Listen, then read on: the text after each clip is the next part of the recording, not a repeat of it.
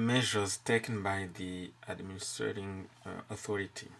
Ibyemezo rero nyuma ya ziriya mvururu tugiye kurebera hamwe imyanzuro n'ibyemezo byafashwe n'ubutegetsi bw'Ububirigi kugira ngo burwanye ziriya mvururu mu Rwanda. In normal times, the Rwanda security forces include 5 police platoons of 51 men. Mu bihe bisanzwe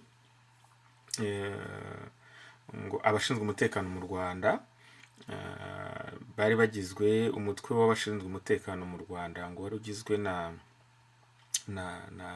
na peloton 5, buri imwe igizwe n'abantu 51. Ubwo ni ukuvuga ufashe peloton 5 ugakora 55, ni ukuvuga abasirikare bagera kuri 255. Ikaba igizwe kandi n'amasection 7 agizwe na buri imwe n'abantu 13. Ubwo ni ukuvuga ufashe amasection 7 ugakora 13 n'abantu bagera kuri 91. Mu gihugu rero bakaba abo bashinzwe umutekano bari bakwirakwirije bate mu gihugu. The officers in charge of the platoons are Europeans. The soldiers and non-commissioned officers are of Congolese origin.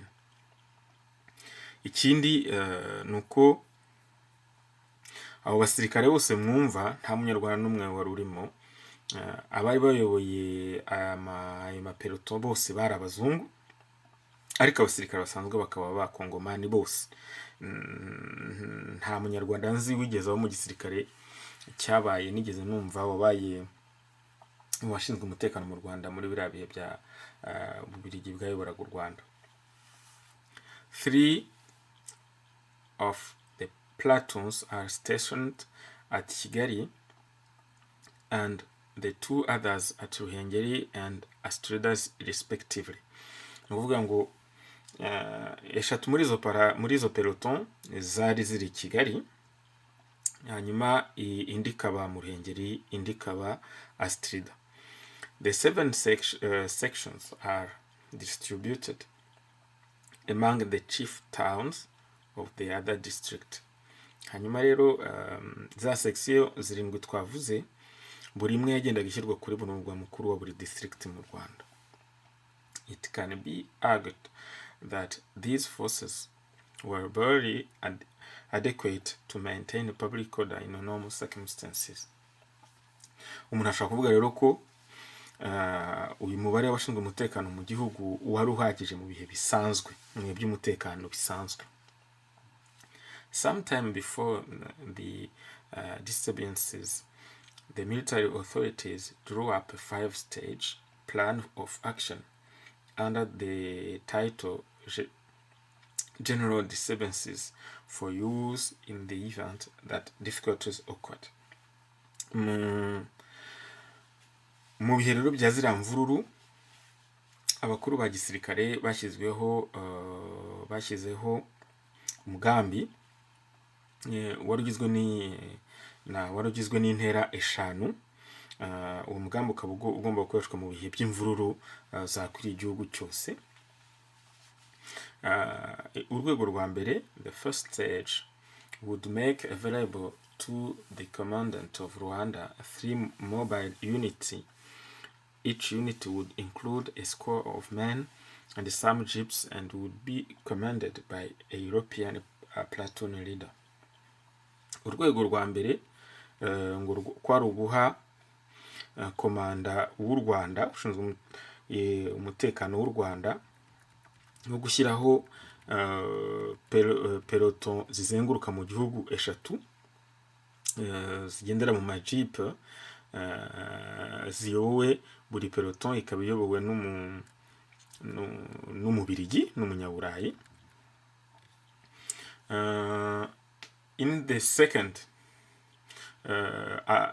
two of these units were to come from Usumbura and the third from the Belgian Congo.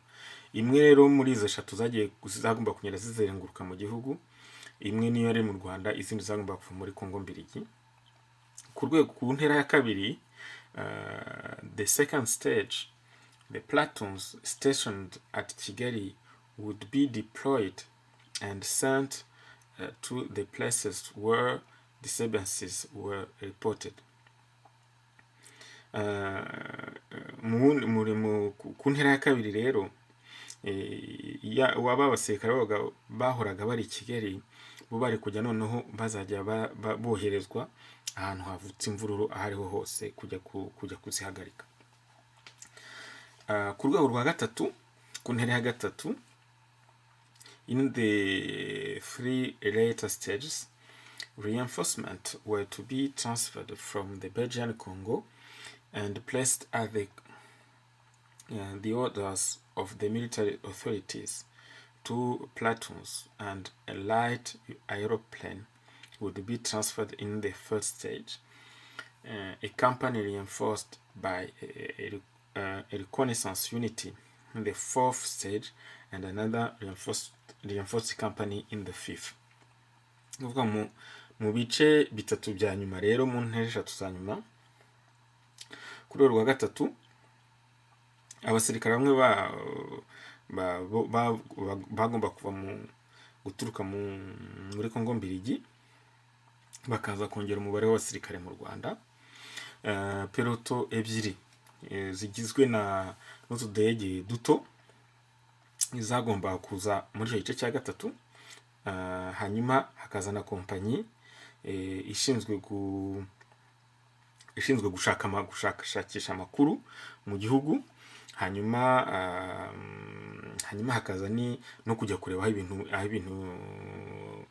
kompanyi ishinzwe kujya kureba aho ibintu bibera, gushaka amakuru kugira ngo ihe abafata ibyemezo byo kujya gucubya ziriya mvururu.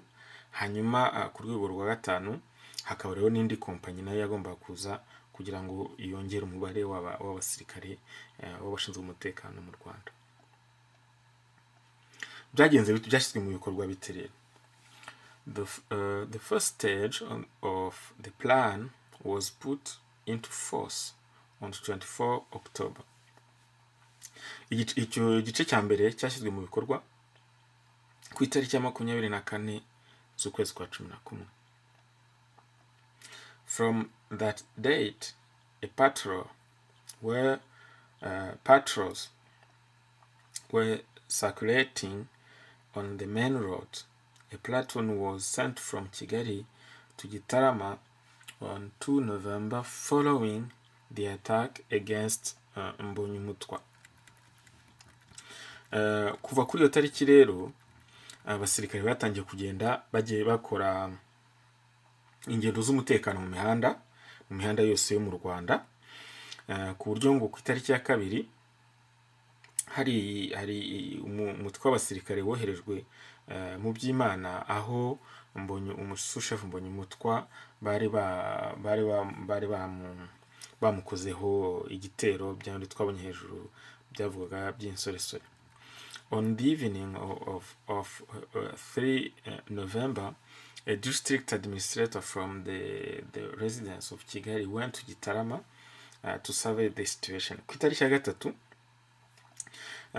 administrator wa district w'i Kigali yagiye Gitarama kujya kureba uko ibyo bintu byari bihagaze. After he had moved about the area all night, he stated that in view of the darkness and communication difficulties, it was impossible to apprehend the arsonists, and the disturbances might become generalized. Hanyuma rero ngo ahageze, ngo yaragenda ashakisha ijoro ryose areba uko ibintu bimeze, ngo ariko kubera umwijima, ijoro rikabije no kubura uburyo bw'itumanaho, ngo yananiwe gufata abarutwitsi hanyuma imvururu zirakomeza zikwira igihugu cyose. The following day, the administration put into effect simultaneously the second, third, and fourth stages of the military plan. Mu minsi yakurikiyeho babonye ko ibintu bikomeye, bahise bashyirira icyarimwe wa mugambi wabo, ya plan yabo, bahita bongeraho igice cya kabiri, igice cya gatatu n'igice cya kane, byose bahita babishyiraho icyarimwe. Ukundi bari batangije kuzajya bagenda bazamuka avuga urwego rwa mbere, urwego rwa kabiri, urwego rwa gatatu, bakurikije ibintu bigenda. Ariko ko babonye ko imvururu zikwiriye igihugu cyose, bahise bashyiriraho icyarimwe bazamuka ku rwego rwa kabiri, ku rwego rwa gatatu n'urwego rwa kane by'iriya porogaramu yabo yo gucunga umutekano mu gihugu. On 5 November, it decided to put the fifth and last stage into force. Ku itariki ya 5 z'ukwezi kwa 11 bahise bashyiraho bazamuka bagera no ku rwego rwa 5 rw'ingufu ariyo porogaramu yabo bari bafite muri rusange. During the night of 6 November, the last reinforcements arrived in Rwanda. Ku itariki mu ijoro ryo ku itariki ya 6 z'ukwezi kwa 11 nibwo abandi basirikare bageze mu Rwanda, bringing the strength of the security forces to 17 platoons. Ni ukuvuga ngo ubwo mwibuke yuko mu Rwanda twabonye ko mu bihe bisanzwe hari peloton, ni ukuvuga imitwe y'abasirikare 50, imitwe y'abasirikare 5, buri umwe ugizwe n'abasirikare 51. Ubwo rero aba basirikare bose bamaze kuhagera, iyi mitwe y'abasirikare yahise noneho izamuka igera ku mitwe y'abasirikare 17 yose, nuvuga hiyongera imitwe y'abasirikare 12. However, in the early days of the disturbances, the security forces available proved inadequate to restrain the isonists. Ariko byaje kugaragara yuko aba basirikare kubera imikoreshereze yabo, kubera ibibazo byo kudahura, byaje kugaragara yuko abasirikare batigeze babasha guhagarika barutwitse. At each alarm, administrators went to the disturbed areas with the soldiers they had available. Nuvuga ngo buri gihe muri iyo administrator yumvaga induru cyangwa se akabona amakuru, yahitaga yirukira aho bambwiye yuko harimo abantu batwika, yitwaje abasirikare yabaga afite gusa.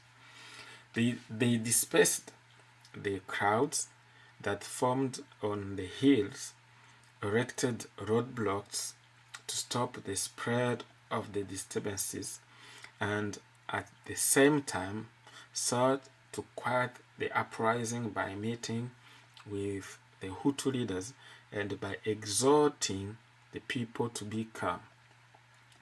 Igice cyose bahageraga rero ubwo bahitaga basandaza mbese abantu babaga bateraniye aho ngaho bose, bagahita bashyiraho za bariyeri kugira ngo bahagarike ko babuze ko imvuru zakwirakwira.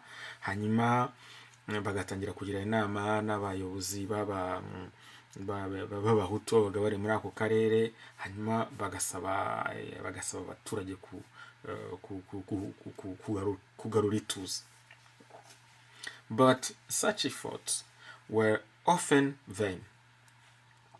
Ariko akenshi izo ngufu zose ntacyo zatangaga, ntacyavagamo, nta nicyo byahinduraga.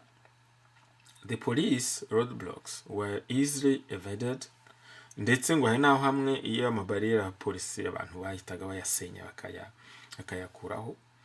Although the crowd dispersed without resistance at their first demand. They reformed immediately after the departure of the security forces to continue setting fires. Ndetse ngo cyangwa se niyo banabwiraga ati babwira abaturage ngo bamaze kubasanza abo barutwitsi banabyemera bakigirayo iyo yabo basirikare na polisi bamaraga kugenda barongeraga kongera bagakora ibyo bakongera imirimo yabo bakongera gutwika no bigakomeza nk'aho abo basirikare batigeze bahagera. Thus the act of arson spread rapidly from Ndiza to the neighboring chiefdoms, particularly toward the north of and northwest of the country. Nuko nguko rero ibikorwa bya rutwitsi byakwiriye byihuse igihugu cyose biturutse ku Ndiza bigahita bikwirakwira muri za chefferie cyane cyane izo mu majyaruguru n'izo mu majyaruguru y'Iburengerazuba bw'igihugu. During this period, the Umwami had not been inactive. Muri iki gihe ntabwo umwami yari yicaye ntacyo akora. As reported above, the tribal authorities of Nyanza assembled armed troops around the Ibwami at the beginning of the disturbances.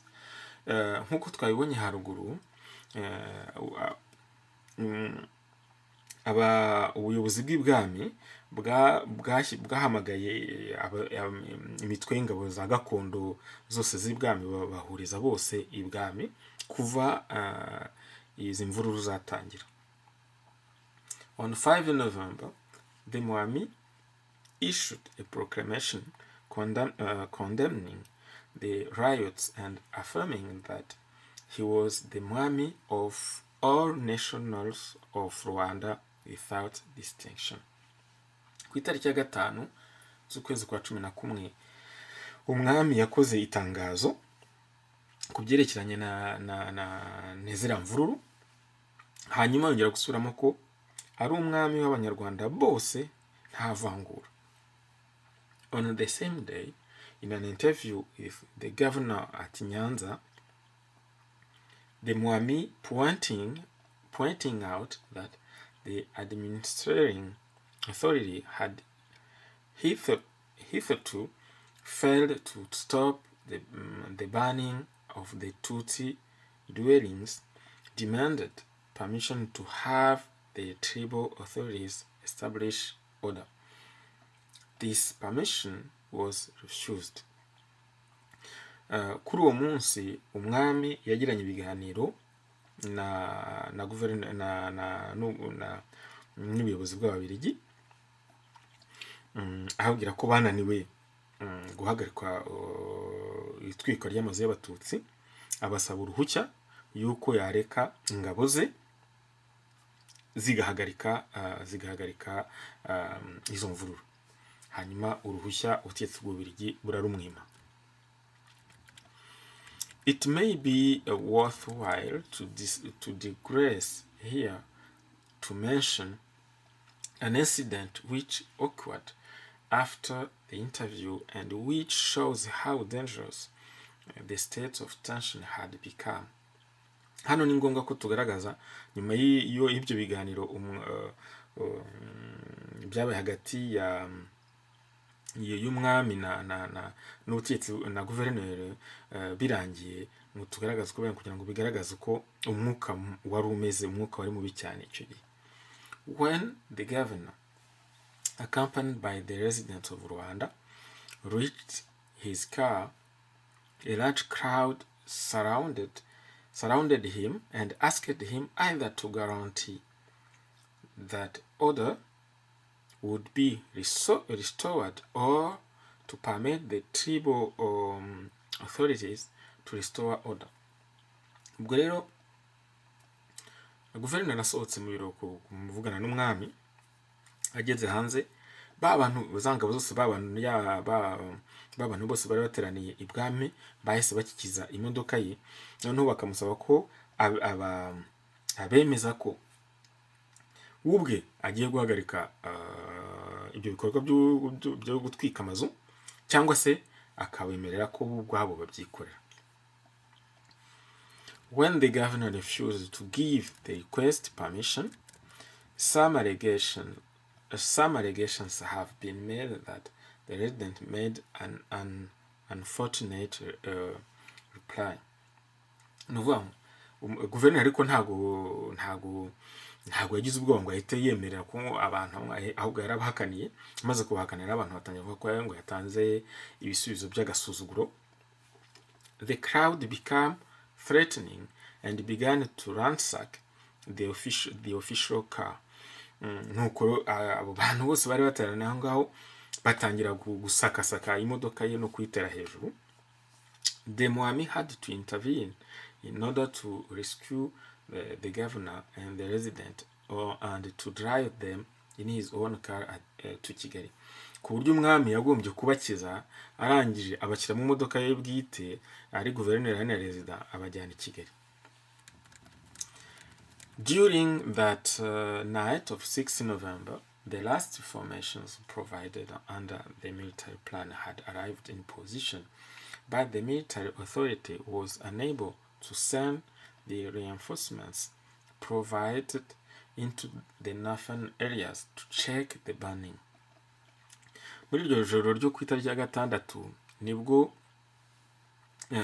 abasirikare ba nyuma bari bateganyijwe bagezwe mu birindiro byabo. Ariko icyo gihe ubutegetsi bwa gisirikare ntabwo bwabashije koherereza abasirikare bo kongera ingufu mu majyaruguru y'u Rwanda aho amazu yari arimo atwika. As the Tutsi reaction has just been unleashed, a large part of the available forces now had to be used to meet this new danger. Nuvuga ngo noneho itwika ry'amazu bwaryo, noneho n'abatutsi nabo bari batangiye gukora kwirwanaho muri make. Noneho ibibazo bibaye bisubiye urudubi, ngo nuvuga ngo bwa mbere hari ikibazo cyo guhagarika gutwikira abatutsi nabo batangiye bya bikorwa twabonye haruguru byo gutangira nabo kwirwanaho no kwica abo bakeka ko baba baturukamo aribo batanga amabwiriza yo gutwikira abatutsi. Ubwo rero ibibazo bikomeranye abasirikare b'Ababirigi. On that day, the Umwami, in a telegram sent simultaneously to the king, the Belgian parliament, and the governor, repeated his demand for permission to restore order by his own methods. Ni kuri uwo munsi umwami yohereje telegram icyarimwe umwami w'Ububirigi, inteko ishinga amategeko y'Ububirigi na guverineri yongera kubasaba ko bamuha uburenganzira agagarura umutekano akoresheje uburyo bwe bwite. The governor again categorically rejected his demand and took additional steps to ensure order in Rwanda. Guverineri yongera kumuhakanira burundu, ahubwo avuga ko agiye gufata ibindi byemezo bisumbye kugira ngo agarure umutekano mu gihugu. He issued a decree placing the entire country in a state of military operation. Ubwo rero ahita afata itegeko rishyira igihugu cyose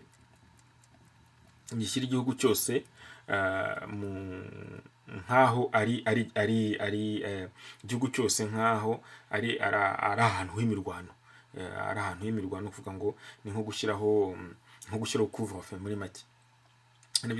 And put all the civil and military authorities under the command of Colonel Guy.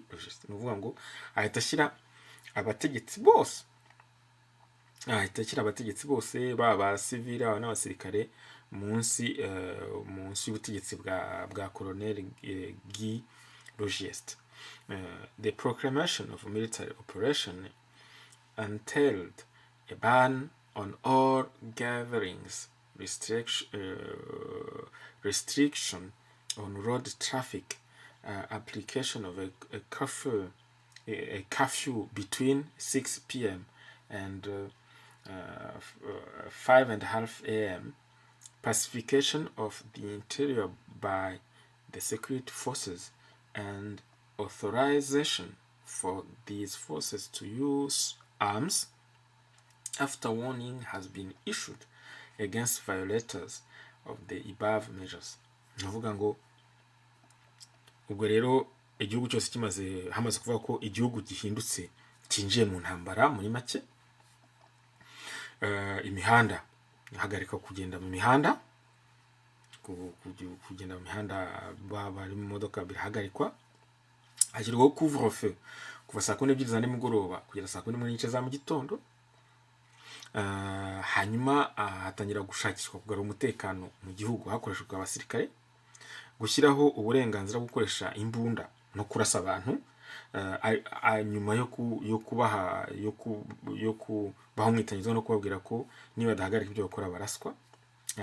Abantu bose bazaba barimo bakora ibikorwa bibujijwe biriya nk'ibyo gutwika amazu cyangwa se kwica abantu.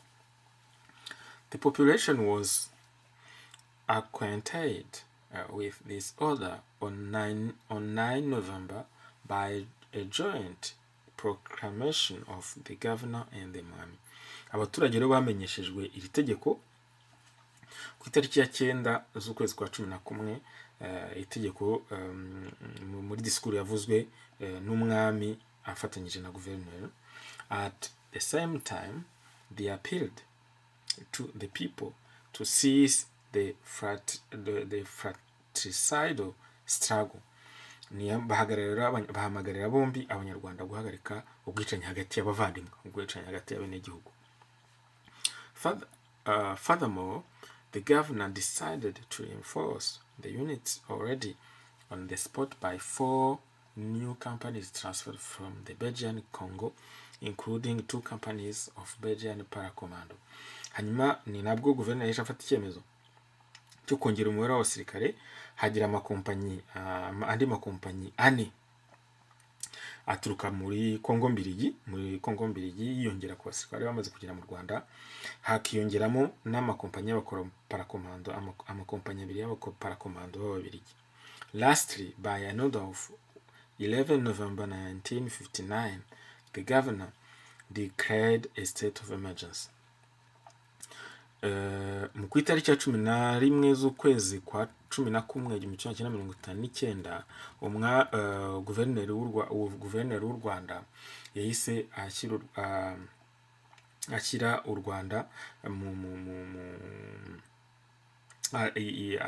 mu gifaransa baravuga ngo le 11 novembre 1959 le gouvernement a déclaré l'état d'urgence, l'état d'exception. Nuvuga ku itariki ya 11 z'ukwezi kwa 11 mu guverineri yitavuga ko u Rwanda rwinjiye mu bihe bidasanzwe by'intambara. In all the district of Rwanda, and appointed the Colonel Rogers as a military resident in place of the resident. Nuvuga ngo ahita avuga ko ibyo bidasanzwe by'intambara bigomba gukurikizwa muri district zose z'u Rwanda, kandi u Rwanda guhera uwo munsi ahita avanaho resident wari umusivili amusimbuza Colonel Rogers wari umusirikare. The state of emergency gave the military residents certain emergency powers, including authority to order day and night searches. Nuvuga byahaye ingufu zikomeye z'umurengera Colonel Rogers, zirimo yuko ashobora gusaka ijoro n'amanywa. Muzi ko ubundi gusaka ku bantu basaka izuba rivuye ku manywa, gusaka abantu ijoro n'amanywa. To place persons under surveillance, to ban associations, gushyira abantu mu mabohero, gushyira abantu mu mabohero, guhagarika cyangwa se gusesa amashyirahamwe y'abantu ku giti cyabo. Publications and meeting, guhagarika itangazwa ry'itangazamakuru no guhagarika za meeting mu gihugu. And to suspend the dispatch of and receipt of the post, ndetse no guhagarika izenguruka ry'amabaruwa, haba kuyohereza cyangwa se kuyakira. Numva ko byari amategeko akomeye cyane. As a result of these measures, the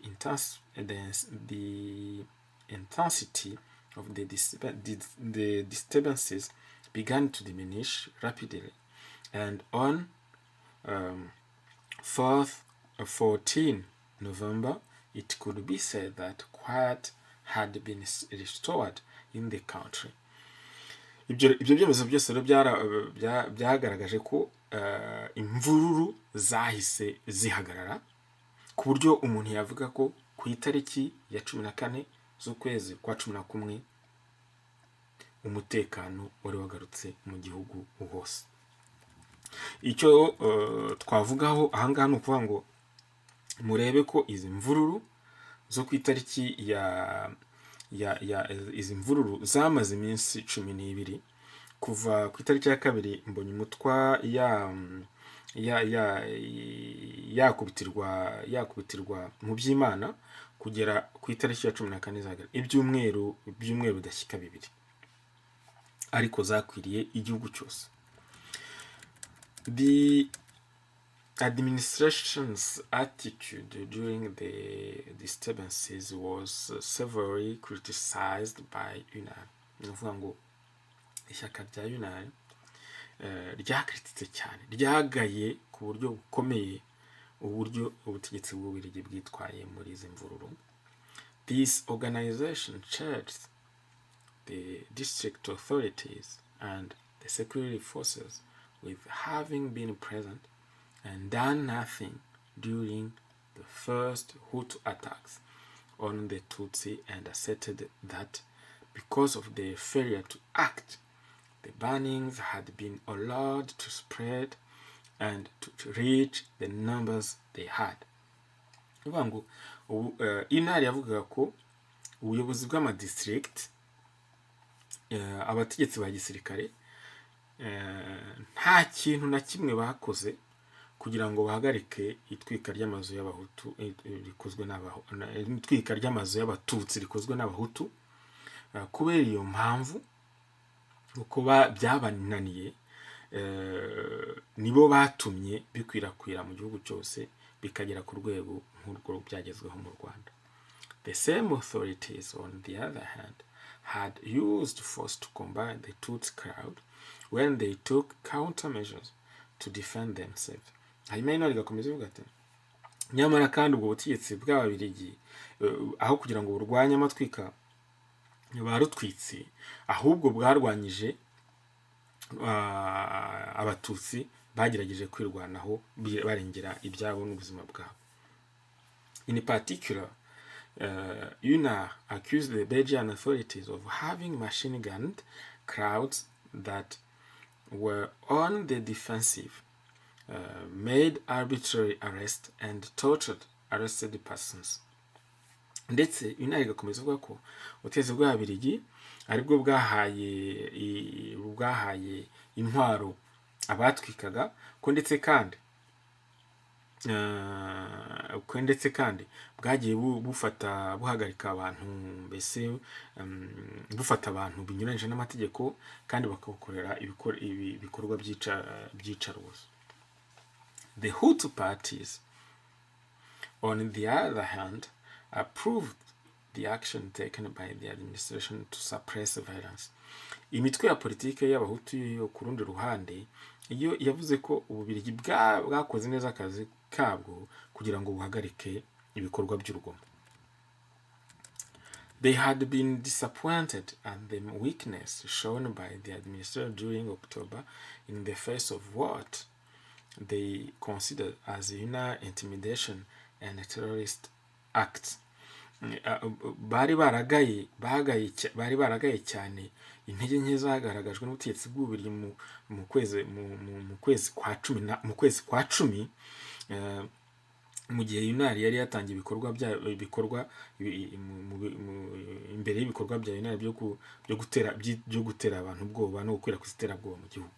The forceful measures taken in November had restored their confidence in the administration. Ni ukuvuga ngo ayo mashyaka y'abahutu bavuga ko ingufu zakoreshejwe n'ibyemezo byafashwe mu kwezi kwa 11 byatumye bagarura icyizere ubutegetsi bw'Ababirigi.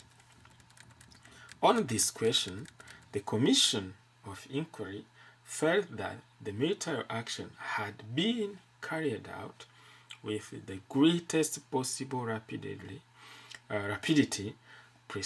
precision, coolness, and effectiveness and that it reflected a firm desire to avoid any bloodshed. No, ariko komisiyo mumbabarire komisiyo y'igenzacyaha y'Ububirigi y'igenzura y'Ububirigi yo ivuga ko igikorwa cya gisirikare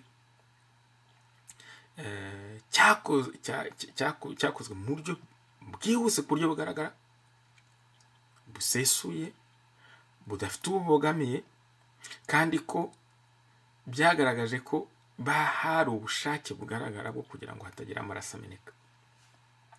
The commission believed that although the country was very unsuited to military action, mountainous and with few means of communication, and although the lack of cooperation by a part of the population raised obstacles, the force publique had succeeded within several days in putting an end to disturbances with a minimum loss of human life.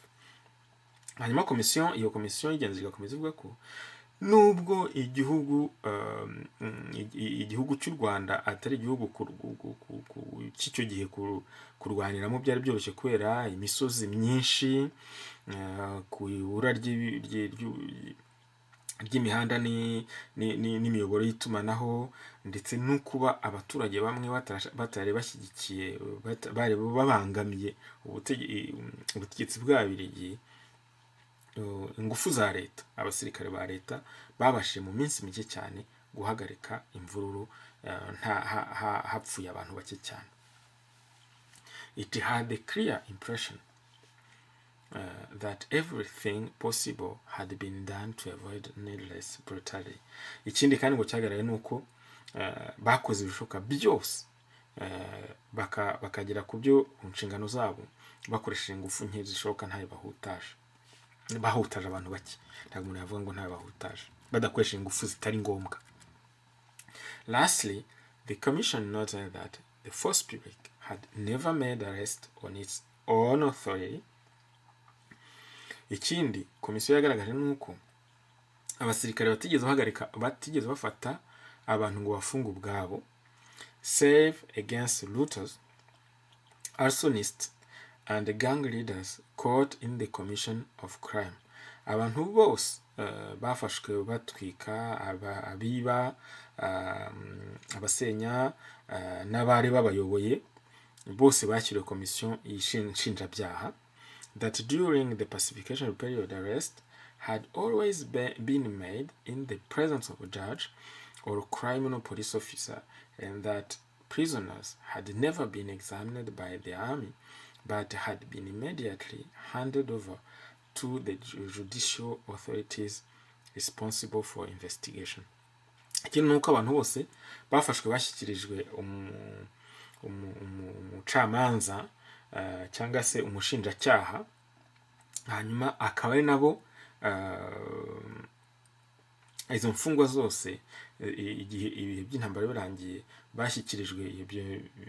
bashyikirijwe umucamanza, abashinjacyaha, kugira ngo bazakore amagenzura, amasuzuma, hanyuma abazaba babonyeho ibimenyetso bifatika bashyikirizwa ubucamanza.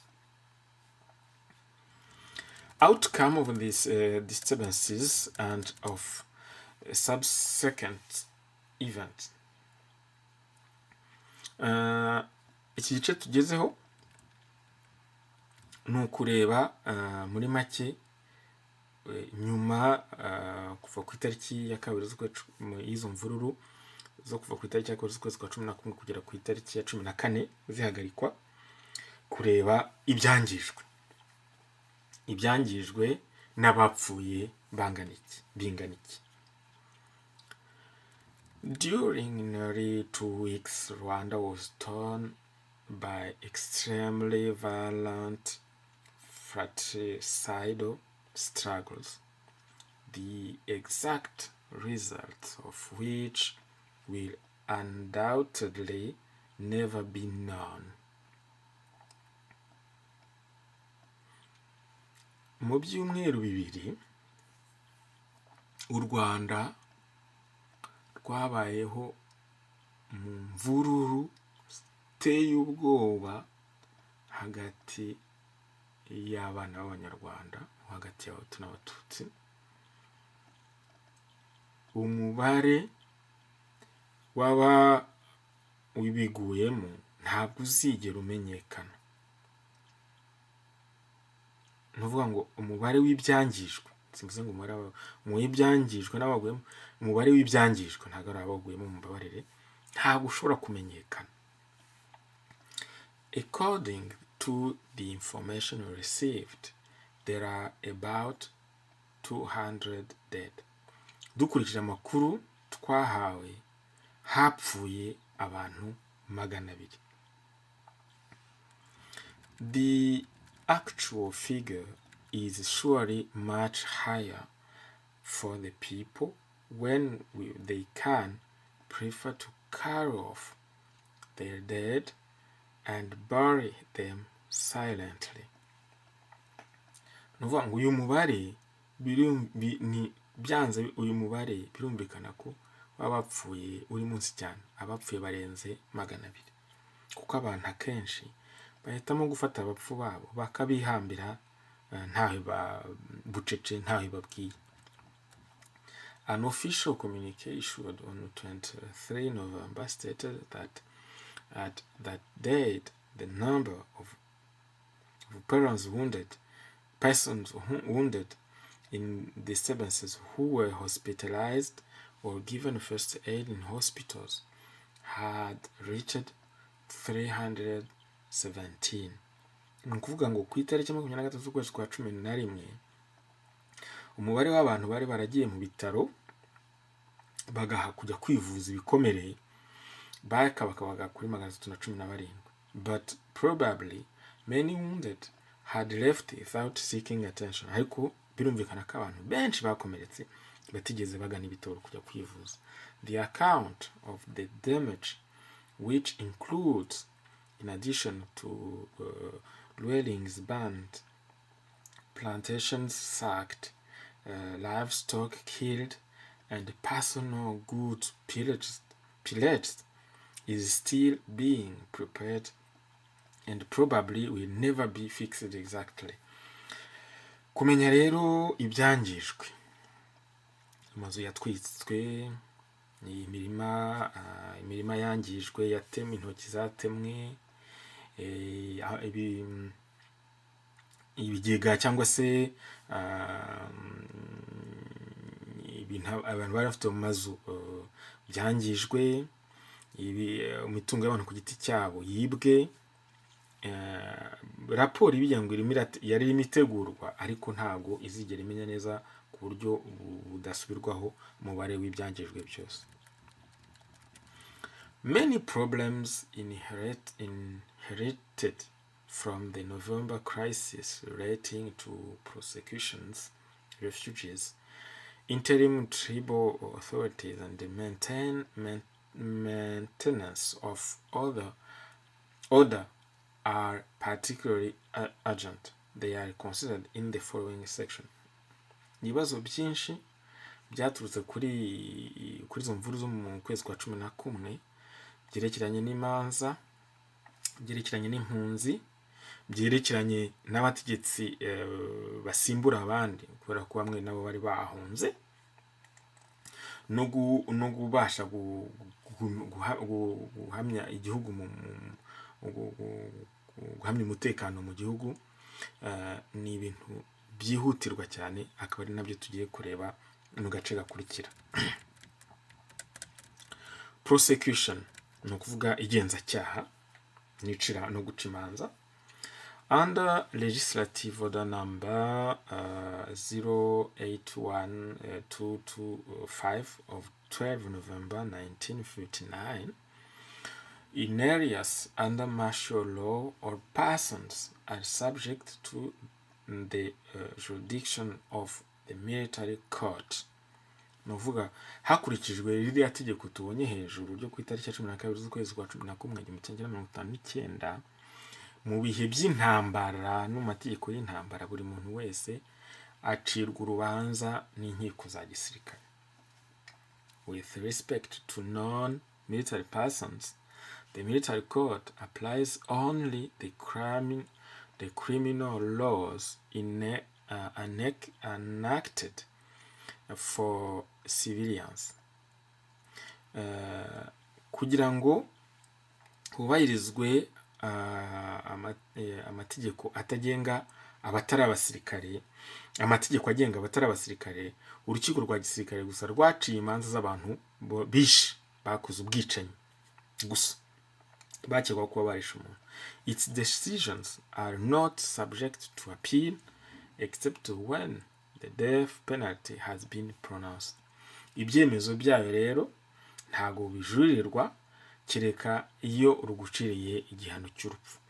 The governor called on professional magistrates who were also reserve officers to preside over the military court. Guverineri rero yashyizeho abacamanza babyigiye barabahoze mu gisirikare bavuye mu gisirikare kugira ngo bace izo manza. Thus, Lieutenant Colonel Lamy was appointed chief judge and Major Giffens deputy judge. Ukuvuga uyu Lieutenant Colonel Lamy agirwa perezida w'urukiko, hanyuma Major Giffen agirwa umwungirije. 1,143 persons were arrested during and after the November disturbances. Iki nacyo cyumvikane neza. Muzumva abantu bakwirakwiza amakuru ko abantu bakoze ko nta bucamanza bwigeze bubaho kubyerekeye 59. Hano haranditse ngo aba 1,143 bari barafashwe bakekaho kuba baragize uruhare muri ziriya mvururu zaba izibanza cyangwa se na nyuma y'ukwezi kwa 11 mu 1959. The number of cases brought reached 207. Nuvuga ngo ubwo abantu bose bari mu manza zigera kuri 270. The military court declared itself without jurisdiction to deal with 29 of them. 28 zirimo urwo rukiko rwa gisirikare rwavuze ko rudafite ububasha bwo kuziburanya. By 30 March 1960, 135 cases involving 1,013 defendants had been decided. Kugeza ku itariki ya 30 z'ukwezi kwa 3 1960, imanza 135 zaburanishije abantu bagera ku 1,013. About 85% of these cases involved pillaging and arson, and the remainder are murder cases. Izigera kuri 85% z'izo manza zarebaga abantu batwitse amazu cyangwa se bibye imitungo, bangije bakiba imitungo y'abandi, ibindi bisigaye ka byararebaga ibyerekeranye n'ubwicanyi. 2 death sentences have been pronounced. Uvuga ngo abantu 2 baciriwe imanza igihano cy'urupfu. In an interview with the mission, Lieutenant Colonel Lamy declared that the military court, which had sat continuously for 4 months, had insisted on examining all the cases in the most meticulous manner. Perezida w'urwo rukiko Lieutenant Colonel Lamy yavuze ko urukiko rwe rwakoze amezi ane yose umunsi ku munsi rutaruhuka, agaragaza ko buri rubanza bagerageje gukora ibishoboka byose ngo baruce mu buryo bwitondewe bwose bushoboka. The defendants had been provided with all safeguards. In serious cases, they had the benefit of legal aid. Moreover, care had been taken always to use 2 interpreters, one Hutu and one Tutsi, and to have the interpretations supervised by a European. Nuvuga ngo abaregwaga bose bahawe ababarinda, hanyuma mu manza zikomeye abaregwa bose bahawe abahunganira. Kenshi gashoboka bagiye bashyiraho abantu babiri bashinzwe gusobanura ko abanyarwanda benshi nta gifaransa bari bazi kandi imanza zacibwaga mu gifaransa. Ni ukuvuga ngo bo rero icyo bakoze bashyizeho aba interprete babiri, ni ukuvuga umu interprete w'umuhutu n'umu interprete w'umututsi,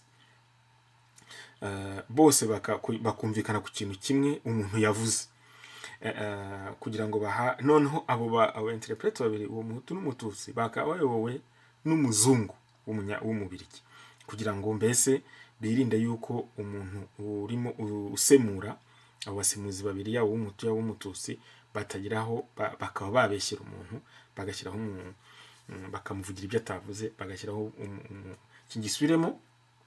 Muri izo manza zikomeye zose bakoze ibishoboka byose bagashyiraho abasemuzi babiri, uw'umuhutu n'umututsi, hanyuma abo basemuzi babiri nabo bakaba bakuriwe n'umuzungu, kugira ngo mbese umucamanza abashe kumva neza imyiregurire y'uregwa. A commission of the League for the Right of Man had come to investigate and had found the procedure adopted satisfactory. Uvuga ngo komisiyo y'umuryango w'abibumbye iharanira uburenganzira bwa muntu nayo yaje gukora igenzura, isanga ko uburyo imanza zaciwe bwari imanza zaciwe mu buryo bushimishije. It must be noted that some UNAR leaders fled to Tanganyika and Uganda to avoid prosecution. Ikindi kigomba kugaragara ni uko bamwe mu bayobozi ba UNAR bahungiye muri Tanganyika, abandi bahungira Uganda bahunze ubucamanza. Several of them have been sentenced in absentia by the military court. Benshi muri bo bari bacira imanza badahari n'urwo rukiko rwa gisirikare. After the disturbances, the military resident, using their emergency powers, invested in him under the state of emergency, plus a certain number of people under a system of prescribed resident. Perezida w'u Rwanda akoresheje ububasha yahabwaga n'amategeko yo mu bihe bidasanzwe, yashyize abantu bamwe mbese kudasohoka iwabo, gufungirwa mu ngo zabo.